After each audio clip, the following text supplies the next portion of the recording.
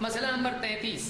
اگر کھاتے ہوئے سحری کا وقت ختم ہونے کا علم ہو جائے، مثلا ایک آدمی نے اٹھایا کھانے کے لیے اور معلوم پڑا سحری کا وقت ختم ہو گیا، اعلان ہوا، اذان ہوئی، اب اس کو دیکھتے دیکھتے آنسو بہاتے ہوئے نیچے رکھے یا کیا کرے؟ اور دن بھر سوچتا رہے آج میرے سے ایک بہت چیز قیمتی رہ گئی، آج میرا بہت لاس ہو گیا ہے، اور پورا دن آفس میں جھگڑے کرے، کیا کرے؟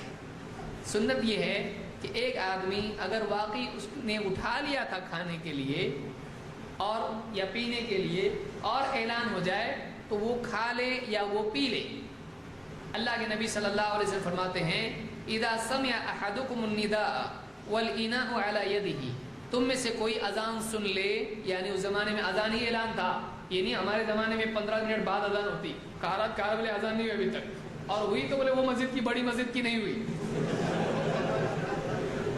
اذان آج الگ الگ ہوتی ہے، ٹائم سب کا سیم ہے، لیکن اذان کوئی مؤذن 10 منٹ بعد دیتا ہے، کوئی 15 منٹ بعد دیتا ہے، فوراً نہیں دیتا ہے۔ لیکن اس زمانے میں اذان ہی اعلان ہوا کرتا تھا، ٹائم ہو گیا۔ تو جب تم میں سے کوئی اذان سنے اور برتن پینے کا اس کے ہاتھ میں ہو، پینا پینے کے برتن کو کہتے ہیں گلاس، جس کو ہم بول سکتے ہیں، فلا يدعه حتى يقضي حاجته منه، وہ برتن اس وقت تک کہ نہ رکھے جب تک کہ اپنی حاجت اس سے پوری نہیں کر لیتا۔ اس سے معلوم ہوا کہ کوئی آدمی لقمہ اٹھا لیا، کھجور اٹھا لیا، کچھ کھانے کے لیے اٹھا لیا،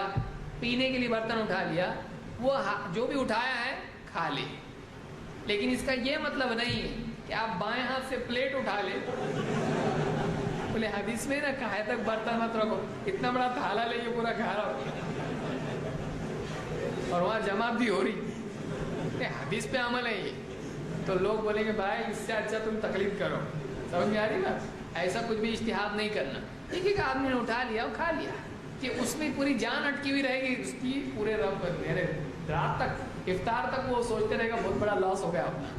محرومی کا احساس اندر رہے گا، تو وہ نیت اس کی اس میں اٹکی نہ رہے،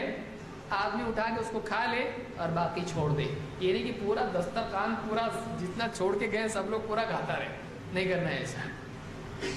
اس کو امام احمد، حاکم اور ابو داؤد نے روایت کی اور صحیح روایت ہے۔